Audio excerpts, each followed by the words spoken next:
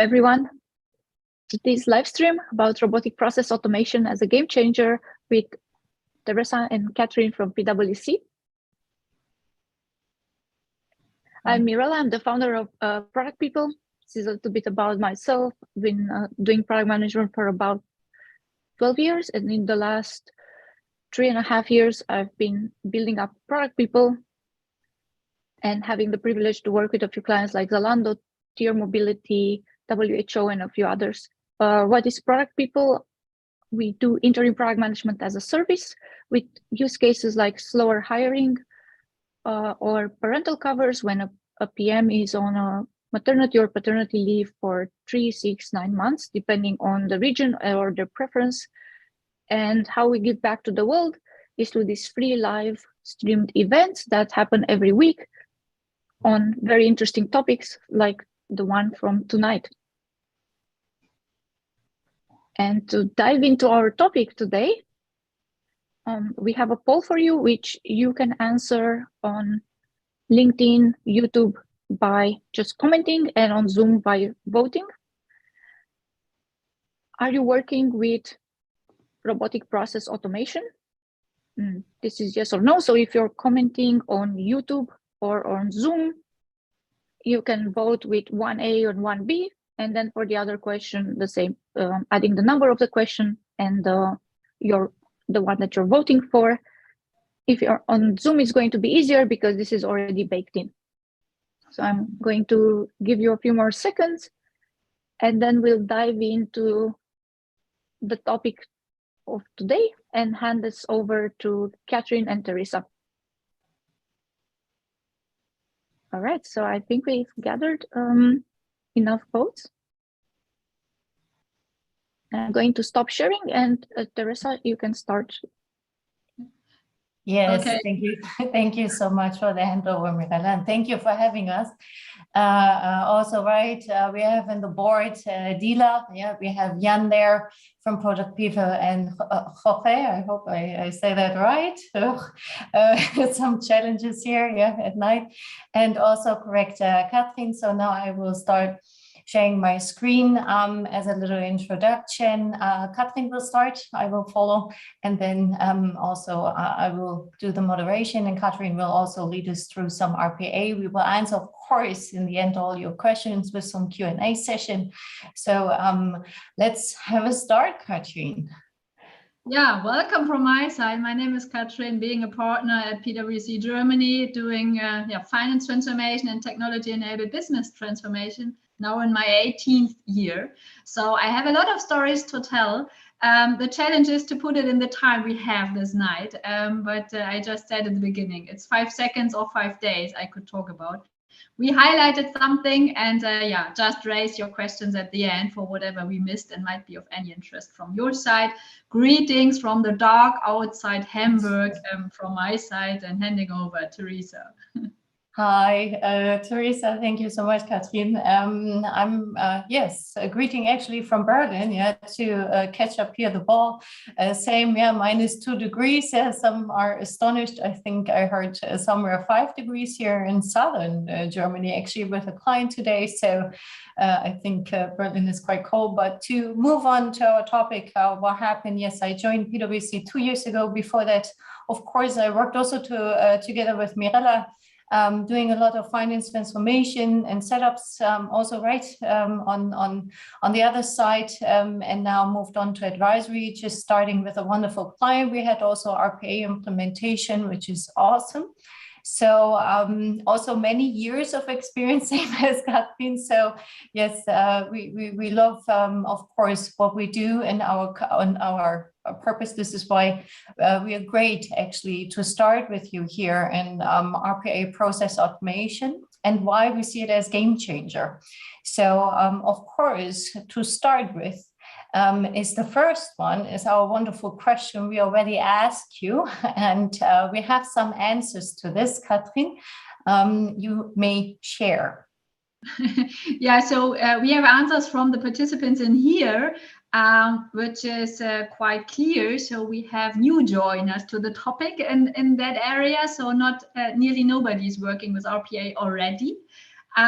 which is good in that way that we decided to really start in front of an explanation for this evening. So that's great. But you need to take care about that topic, because if we see what others are saying, there's movement in the market, right, Theresa? So we have 55% now working or planning on that topic. So there is room for improvement in the participants here, but you made the first important step, informing yourself about it. And I think that's quite important topic, because a lot of activities are out there which can be automated. And we will let you know later how you will find them, how you can make that, of course, in the first high-level way. So don't think that you will be developers afterwards. That's not the fact of here. So, but should we look at the agenda, Theresa, how we will guide through the next minutes? Yeah, that's wonderful. Yes, we want to ask 4 main questions, which we will summarize a little. I think the 2 ones, they're a little combined. We separated. I think it's nicer to have it a little more clear on that. So we start with the first one. What is robotic process automation, RPA? And then the second one, how can RPA free up resources and make major contributions towards companies' internal digital strategy? Number 3, of course, can bots be used at your company? And if so, how? And of course, I think that's a wonderful question. Katrin can definitely answer in very, very much depth, because it's your one of your major topics, as I understood, right? So how widespread is the technology exactly, and what specific tasks are digital assistants and robots most frequently used? I have some insights already of some clients we worked at. I think there's much more on the road. So I think that's a wonderful start now with what is robotic process automation. Yeah, you find an explanation in here. Let me put it in my own words. That is more easier to explain. RPA is like a macro plus. It's easy used as a macro, so you can do recording or whatever, and the bot is just doing what you told the bot to do. But the plus, because the bot doesn't care in which system you are doing that. So you can just move from the one system to the other system. As soon as you as a user are able to go into the tool, also every human being can go into that tool. And that is the power of RPA. It's as simple as that. But that's important to understand, because that is not, we will talk later a little bit also about other technologies. And then at least at the question, okay, is it a game changer or not? Or is it perhaps even the starting point of being a game changer for your organization? Let us put it that more way. So that is a little bit the explanation of RPA, and let it make us a little bit more to be touched if we go one slide further, because then we can see it more within first example. So bots are able to copy and paste information from one system to the other system. They are able to calculate based on rules you have provided. And the good thing is the bots are even getting some eyes if you combine it with OCR, so with optical character recognition, for example. There are other tools out for more advanced technologies, but that is all what you can do. So quite simple rules, telling your bot what the bot should do in a certain order, taking reports out of something, calculating that in Excel, putting that into the next system or whatsoever. So all the tasks, to be honest, we do not want to do in our daily work. So I recently had a client, she just said me, okay, when I want to find possibilities for a bot, that's quite easy. I'm just asking out to my business, what are the tasks you are really not wanting to do? Where you're standing up the morning saying, oh no, not again. And that is quite probably something the bot can do for you, because that is nothing with a value add. It's just typing and copying and so on and so forth. So I think that's a quite good hint from one of our customers. Take that into mind if you are looking for bots. So quite simple work. And if we make it in time, I have a small video at the end to showcase also one bot for you. But I think, yeah, that's a little bit the explanation. But let us see why is RPA currently important if you have not already made it, right? Theresa? Correct. And it's one of our main questions also with clients. I just walk right. We had a lean accounting project. Same also in terms of the other project, smart closing. You're in closing, yeah, we all in finance, yeah. If you see busy financer being a little stressed or something, yeah, it's busy season for us now already starting. So trust me, sometimes, right, how can RPA free up resources and make major contributions towards companies' internal digital strategy? We definitely see it in finance. We definitely see it also in HR and other processes in sales. If you want to have a look at there are many use cases in tax. So I think, Katrin, that's a wonderful next topic to go through. Yeah, because as Theresa just said, RPA is valid for all different areas and throughout the whole organization. And the question is why you should take care about RPA. So one thing I already mentioned is it's because of your people. Taking care about your key talents and taking away the task they do not want to do, but providing them a workplace they are looking forward to, where they can really bring the value add. And that is one of the advantages currently some of our customers really put into the center when they talk about robotic process automation, because they say, okay, how can I really take care of my people? How can I really put the value in? And what can I take away from them? So that is one of the advantages which should be talked about even nowadays more than yesterday, of course. The other thing is the financial part, if we are more heading to the left-hand side.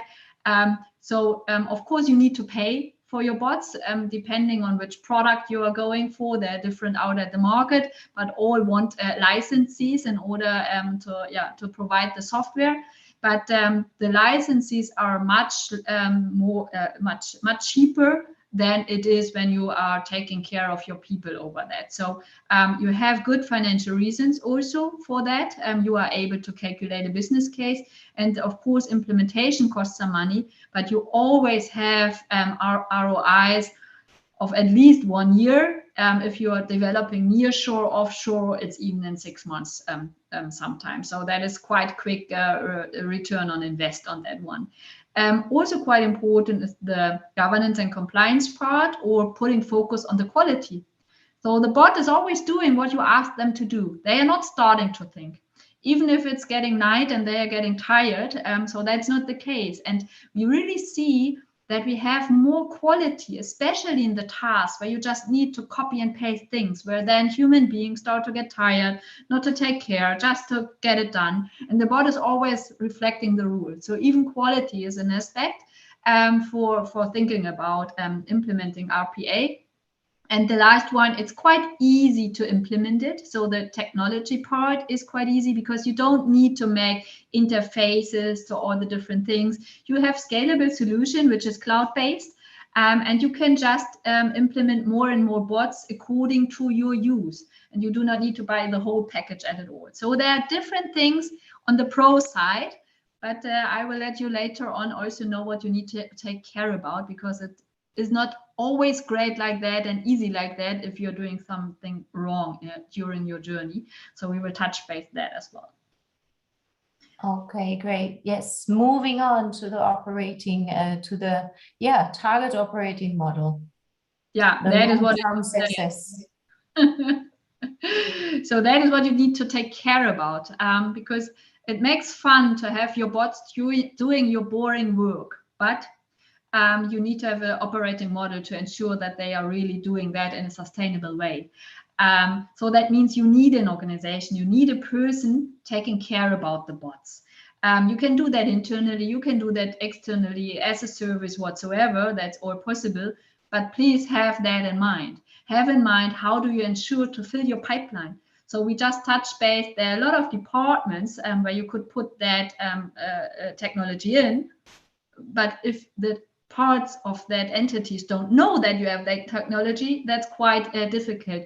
And that's the biggest challenge, to be honest, in scaling that technology. We talk to so many entities which have already licenses there, but they say, yeah, but I have no pipeline. And I ask, yeah, but how do you then sell that internally? Yeah, not really. So make great videos of your bots, spread the great words, let the people who are then really having a co-worker, a virtual co-worker, really put it like that way. The bot is a virtual co-worker of your staff, and let them make marketing for that, because they are the best people to do so. So that's really something you need to take care about. So might be that also the pre-invest is a little bit higher, because you need people, if you want own developers, for example, you might be in an organization where developing is quite easy because you have the talents already on board. You might be in an organization, which is totally away from developing something. So then you need to have a small invest in that. So take care about that, because everybody, like I said, it's easy, it's simple, just plug and play. But of course, you need to do some preconditions and take care about that one. So prior that we continue later to give you some examples of the bots, I think it's worth to really also let you know, do your homework, think about it. There are also different learnings. For example, we have with the Digital Business University, there's a great e-learning. You can more understand how to build up an organization or whatsoever. So take care about that one. Prior to later say, the bots are not good. They are not working. They do not do what I want. Nobody's asking for that. So then there might be another reason why your current scaling is failing a little bit. So that's, just to let you know, to give that with you. Think about it. Yeah, also in terms of Katrin, right, just a little small project experience. Yes, normally also, if you start with a great use case, and I had a really great project, great client. The client also had another client. We built the pilot. The first one got all key takeaways out of the project. We really worked hand in hand together in those. It was like 3 groups joining together, and truly somehow be accountable, be responsible for this project, and get all the way through. I think we have some major parts later on, right, in terms of what to take care of internally, out of project, as Katrin says, correct. Get a right setting, IT setting, make wonderful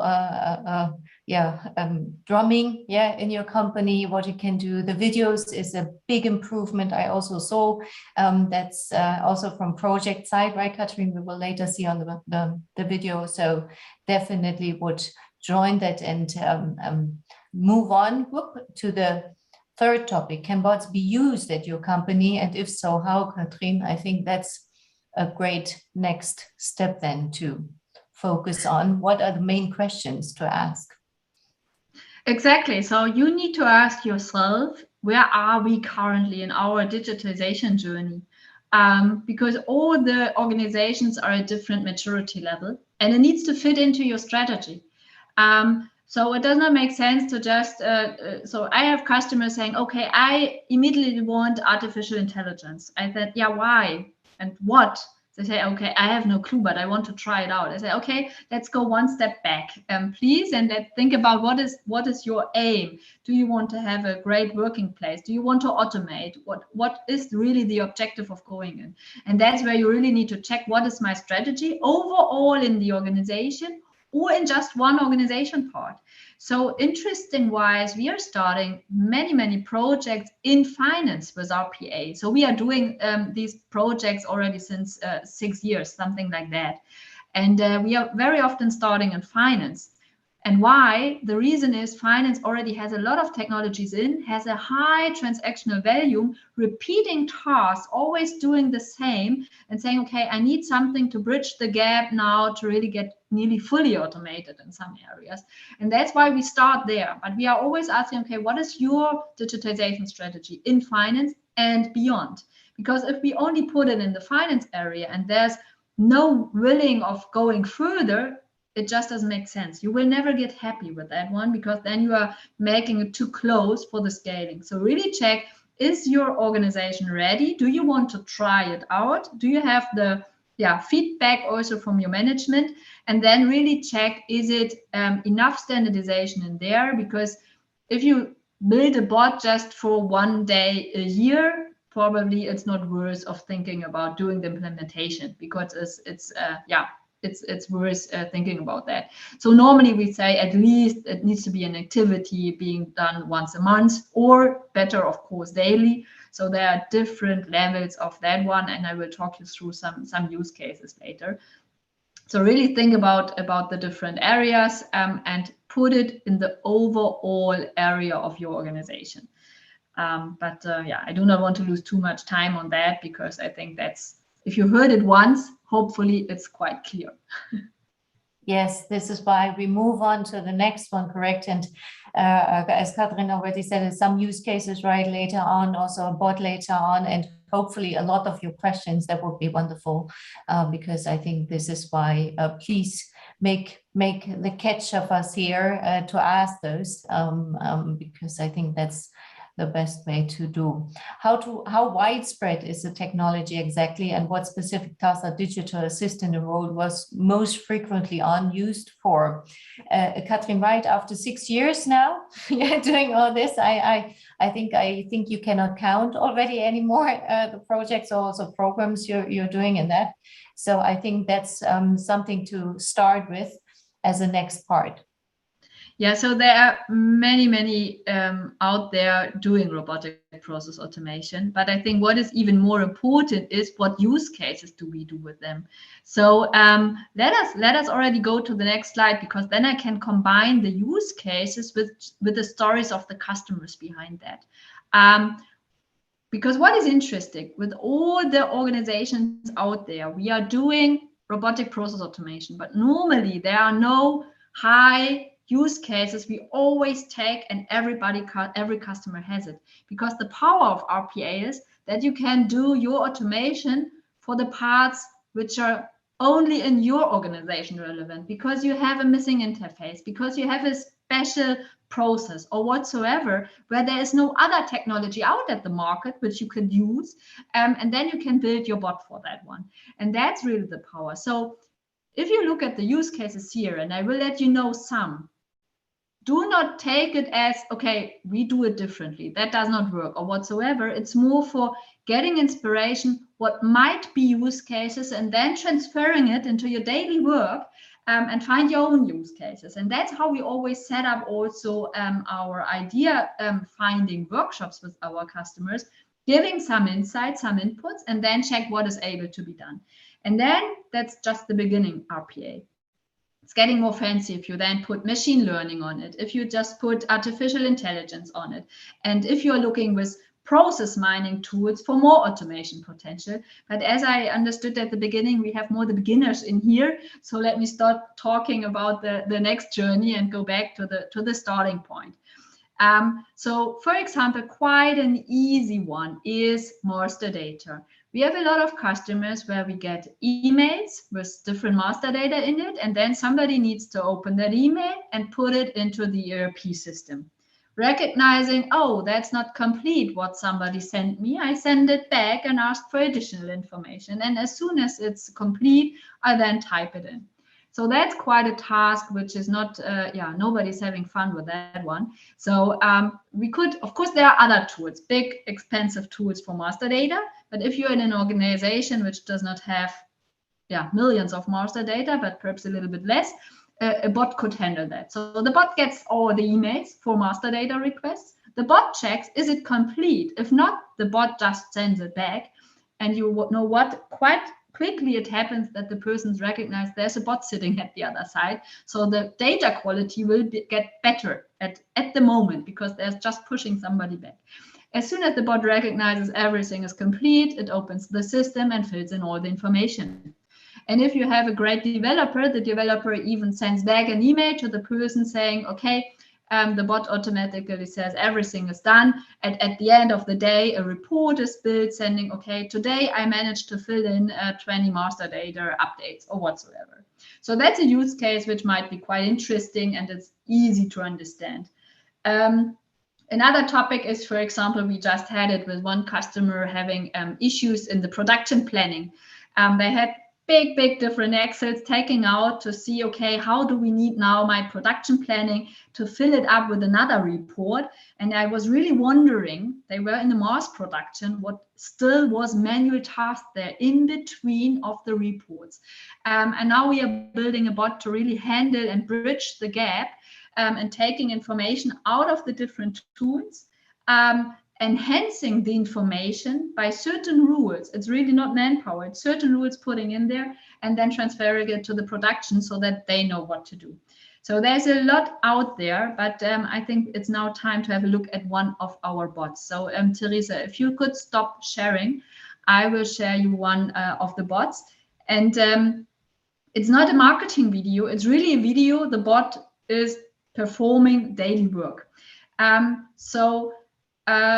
the mouse is now moving, that's the bot. That's not me, that's the bot. I think that is quite important to recognize in here. So let me share my screen in a second. So here we go. So hopefully it works out now and you will see my screen. And hopefully it now also starts moving. So what you can see here is a bot. We built that one on UiPath, but there are other out there. And the bot is dialing into SAP, asking, okay, which incoming invoices do I need to process? So somebody scanned them in because the bot cannot handle paper. Somebody scanned in all the invoices, and the bot here opens the invoice, which has been put into the archive, and checks, okay, what do I need to do to process that invoice? Because not all information is there to book it for the accountant. So what normally happens, and I just pause quickly the video, what normally happens is that the accountant reads through the invoice and checks, okay, which information do I need to put in as cost center, as the general ledger account? What information can I read out based on the words on the invoice, which I need to put in my tool to be able to book the invoice? And that is now, we defined the rules here for the bot to say, okay, look for certain words on the invoice.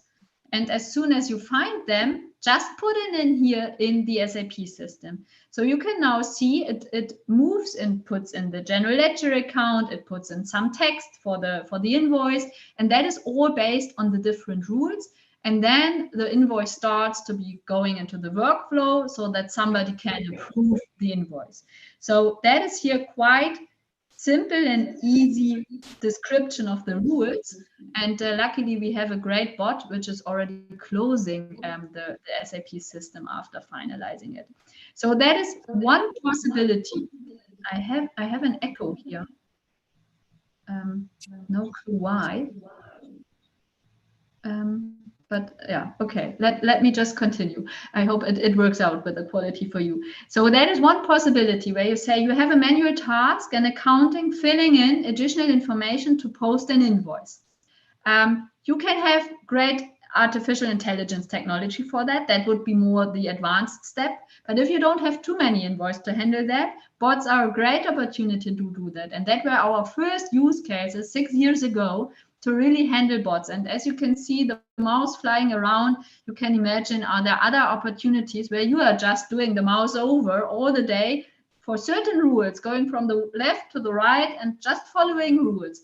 All that tasks are your opportunities to start with robotic process automation, to be honest. So that was a quick ride through now, yeah, to give you some impressions. So let's see what there are out as possible questions, and if there are not enough questions, I can just let you know different stories for what works not, but I can let you know.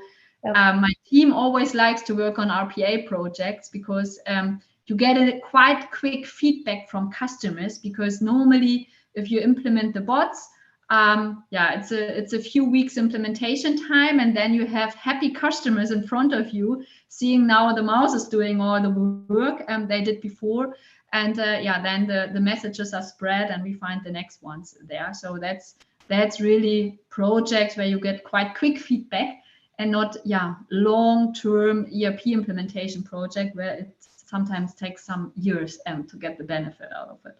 Yeah, also Katrin, to add, right, the project we just had was 3 months. Yeah, the boat is working, customer is happy, amazing. And also what kind of task, and correct Katrin, that's why you're happy, have happy customers, all the data gathering they did before, also in sales and tax and in accounting, correct, also in production or controlling.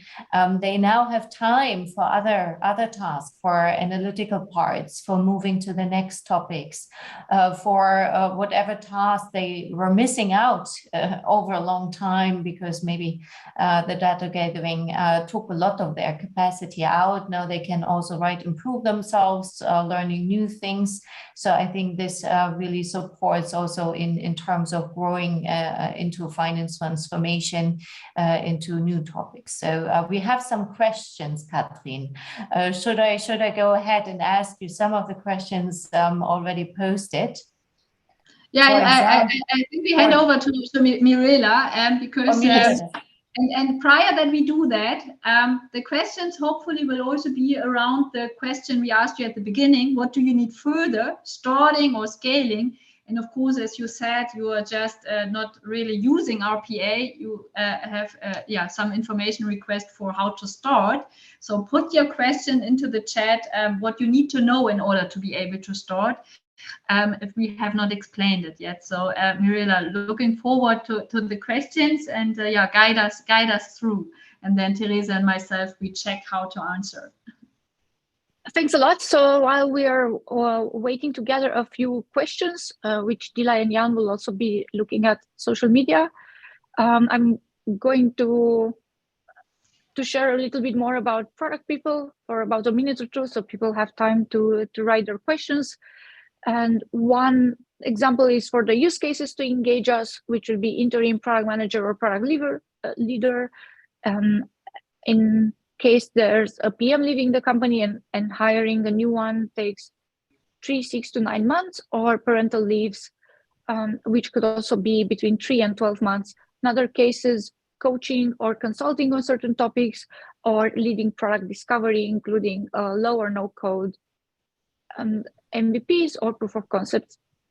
These are some of our B2C clients, which some of you mostly from Western Europe would recognize. And you these also are some of our Mirela. Right, Katrin? As some of our clients, we also maybe recognize. Might be. Cool. Very happy for that. These are also some of our B2B clients. This is more known on their specific areas.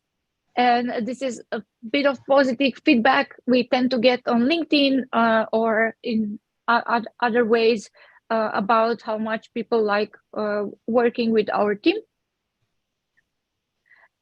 On our stats, we have about 71% client retention, which we measure by renewing the initial engagement, coming back later, or expanding the team, expanding us in other business units.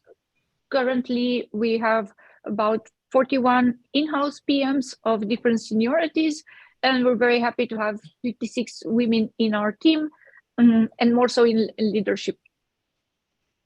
And this is our very colorful and diverse team, which is distributed first across Europe, with a large number of our team members in Berlin. Then the second largest would be Barcelona and Madrid in Spain.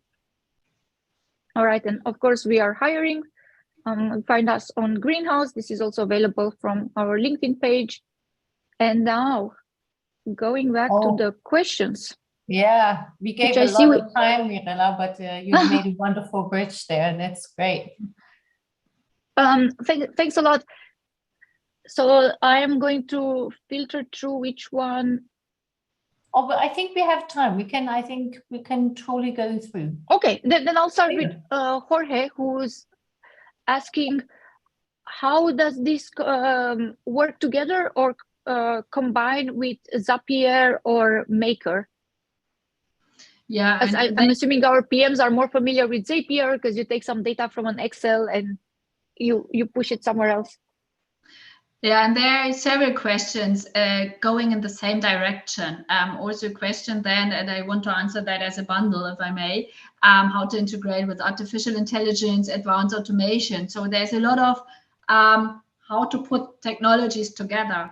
And that goes a little bit in the direction where we said, okay, please check what is your strategy in the organization, because the power of all the tools is if you decide where to use which kind of tools, have quite clear rules how to forward them, and even more if you combine all of them. And then we are talking about the great buzzword out there, hyper-automation. And hyper-automation is nothing else than combining different technologies together to make the best automation out of it. So it's not an either or with the technologies here mentioned, with Zapier, with the Maker, with other workflows, with other artificial intelligence. For me, it's important to really understand what is the purpose of the different tools. You will not need all of them, but decide and go a little bit, what are your different use cases you have. So saying you have more different workflows you want to implement, you have more automation things, you have more documents which need to be read out, and then put it into the different bundles to really say, okay, and that use cases I will then handle with RPA. And that's more use case. So where you have great and different workflows, you would always do that with a workflow tool. If you more have the combination of getting things out of different tools and not workflows through the whole organization, then that's more a bot question. And as the RPA tools recognized, of course, that they are more powerful with combining the different technologies, they are also developing into platforms. Like, for example, I showcased UiPath earlier. They also now having artificial intelligence, and they are having more workflows, and they are having a mining tool. And so all they are getting more advanced so that they have the whole platform for you to combine. And it's not always saying, I can only do that use case only with that tool or with only that. So there are for sure cases you can do with Zapier and you could do with RPA. That is really individually where you as an organization need to decide what makes sense. And that's quite interesting discussions, to be honest, together with your IT department, with the different product owners of that kind of tools, to put it in the right orders in the bundles, and with your experience to really ensure, okay, what do I have the most sustainable way? How much effort is this for the implementation? How many developers do I currently have sitting there being available? And all that needs to be taken in consideration. But I like the question, because please don't do just one or the other, combine it. And then you really get the most value out of it. Yeah, also, thanks a lot, Katrin. Yeah, Katrin, if you have bigger clients, very international, also shared service center, global businesses, rollouts, etc. There are also considerations in companies to already start like a center of professionalism within RPA, right? To get it in-house, to truly see the bigger view in RPA, how it can support as integrated part within organization, for example, innovation management, etc. So it's really something to consider. And yes, then it's more about spreading the word into the structure of the company. Also, a wonderful question, Katrin, and I had an answer in mind, but I would love to hear your answer. Is there any field where you couldn't apply RPA successfully? Because I have my brain is a little late. I just said, right, there's one big thing to consider within RPA, I think. Yeah, just let us know your thoughts, and then I will share mine, because I think we have the same customer in mind. And because I'm working a lot, of course, with accountants or anything like that, of course, the RPA is not yet doing your paperwork. Yeah, anything that's on paper, that's quite difficult within RPA. So, of course, the pre-work of digitalizing it somehow, data into a certain point. We saw it within the invoices or emails. I think that's something to maybe consider, but that was because I'm of course, if you work in company with a lot of paperwork, that's something definitely you want to get rid of most of the time. So just something in my head that popped up. Yeah, that doesn't work at all. That's true. We failed for one bot to get it live because we did not challenge enough. Is that really a good case for the bot, or is there an easier solution for that? And while we were still thinking on how to set up the bot, a great user was just finding a workaround and had a quite easy way in just preventing that manual task. So that was quite at the beginning. So that is really where you should think about. Don't put a bot on something where you just have a quite easier solution than doing an implementation. So asking somebody to send it in a different way or whatsoever. So that's really important. Not build bots just because you want to build a bot. It really needs to make sense because you have that implementation effort. And the other thing is, don't try. So most of the bots are more working in the background. They are supporting you. If you are thinking about you want something where you have a great user interface, where you can just put in something like in an app, in a web page or whatever, then take also that kind of possibilities into. Of course, they are also having, Microsoft has bots and they have an app builder and so on and so forth, but then take that. Don't try to make something then with a bot, trying to put that in the foreground and so that they can implement things there. So really stick to the technology, what it is made for, and don't try to reinvent other technologies which are already out of the market to rebuild it with a bot. So that's really when you will fail. And I had one single system where we didn't get access with the bot. So normally so 99% of all systems we ever tried to access with the bot worked out. There was only one not working, but I think that is no longer existing. So don't worry about that one. But otherwise, thanks a lot, Katrin. And to follow up on that, we have a question from Ridvan Bello via YouTube. How should companies pick processes to automate based on their digital strategy? Which one or how do you suggest they prioritize? Which I think this is also a very product management type of question. Yeah. And obviously our community would ask this. And I like that question because normally when you start, the pipeline is filling quite quickly. And you should have an answer to that question prior to the pipeline to be full. And then the question is how to prioritize. What is the reason for you doing RPA? As I said at the beginning, there are different reasons. So it might be that you want to save costs. It might be that you want to raise quality. It might be that there are certain departments which have issues with talents, with recruiting or whatsoever. And only if you know what are your reasons for implementing, you can build your prioritization for the pipeline to really check where to start with. So if the pipeline is full, you need to take that into consideration. So some customers are making quite easy, saying, okay, I have a business case. You need at least 0.1 FTE for your use case. Otherwise, it will not appear on my roadmap, on my pipeline. So that is when the pipeline is already full. If it's not full, and the question is, how do I fill it up? That's really a mean of communication, how to reach out. And then again, the question is, to which department do you first reach out if you then want to manage the pipeline? And there again, the question is, where do you find departments who are more open to technologies or who have a big demand for technologies and so on and so forth. So there's no one answer, like always with the bad consultants. You need to put it in your strategy and into your why. Yeah, that's quite easy.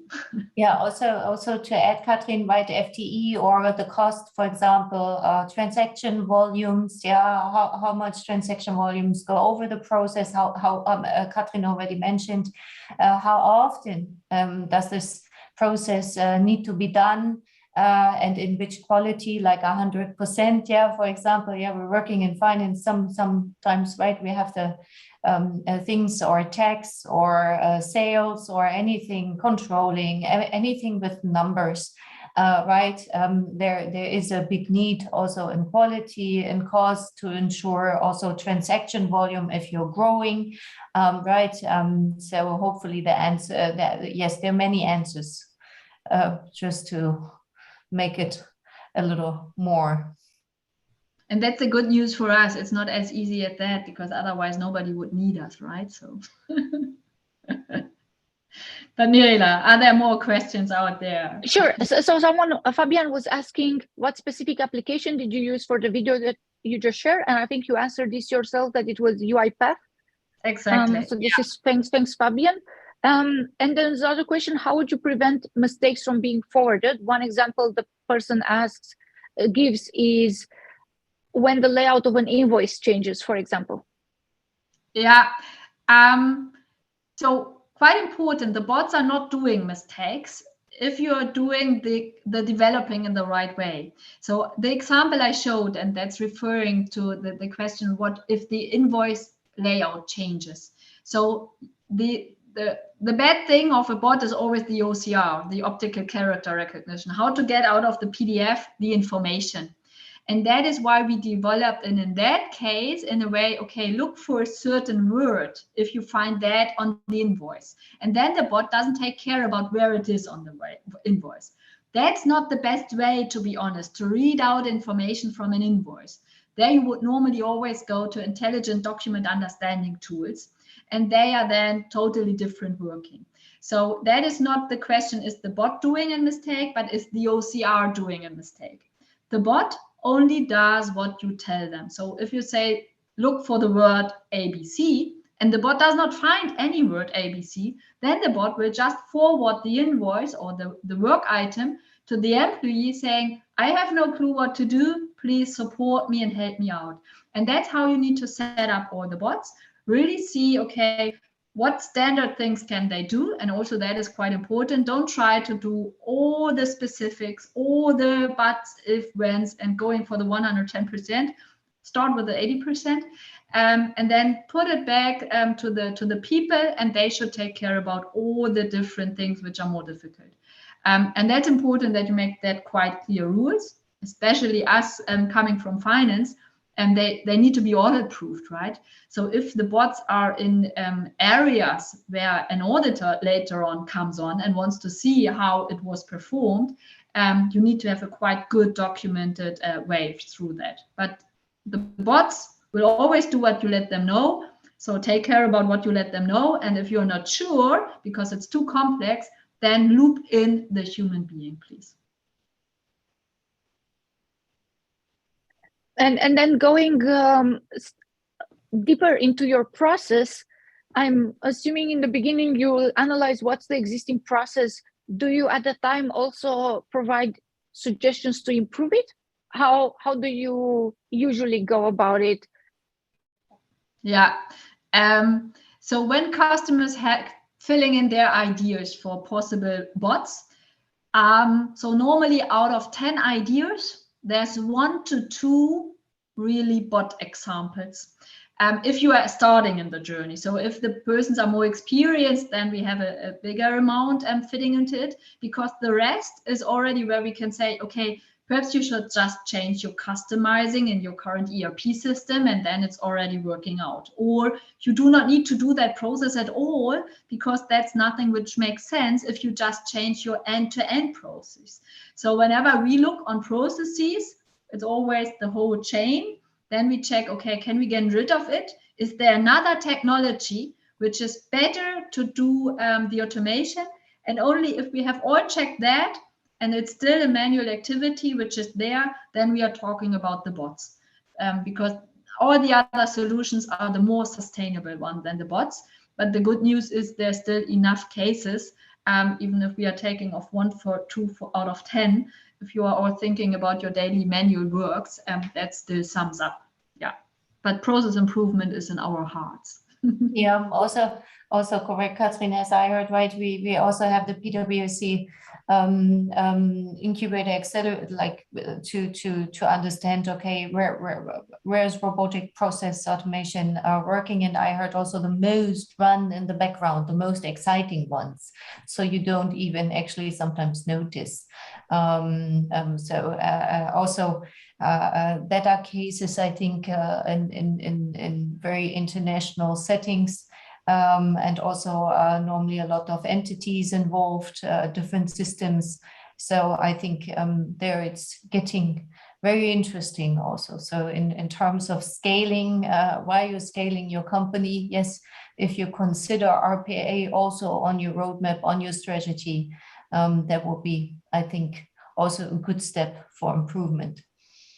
And I would have a follow-up question for this, as you two have mentioned, you recognize a few names when we were sharing the slides. What will be a stage where this is becoming interesting from your experience? Is it Series B or C from a startup perspective, or do you have a ballpark company size in mind?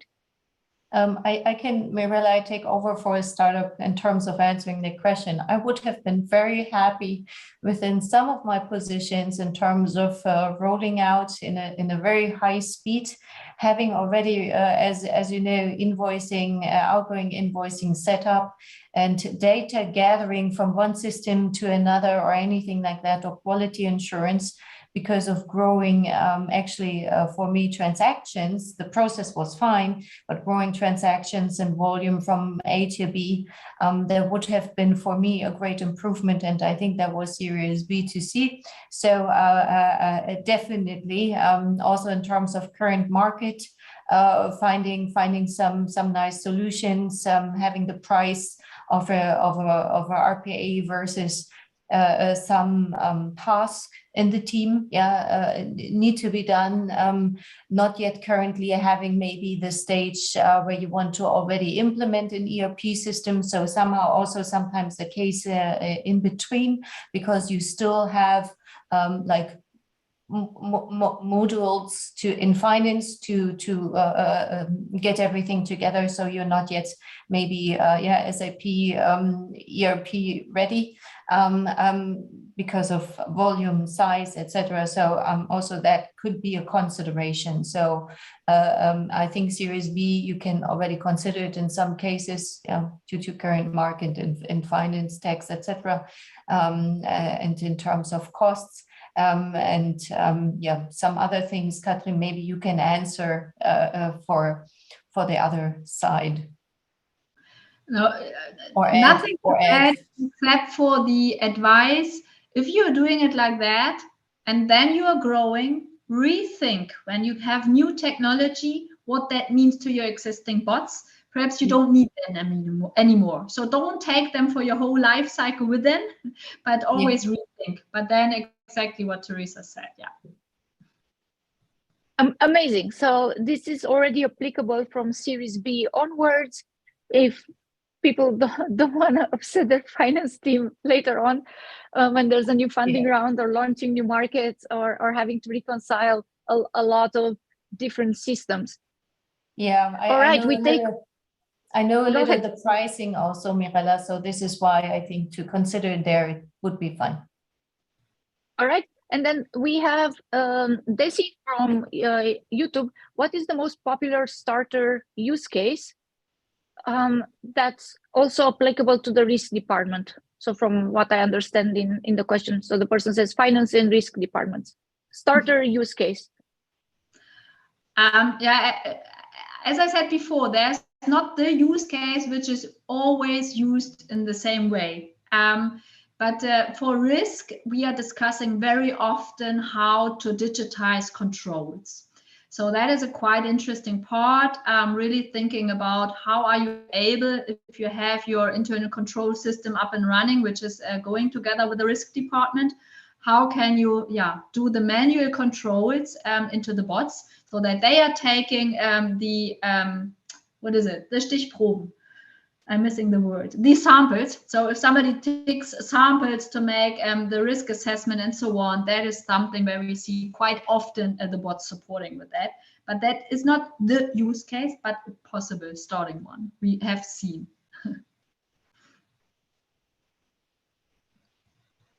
Now you are mute. Thank you so much. That was the last question. Thank you so much for your time, and thank you for everyone in the community for being here.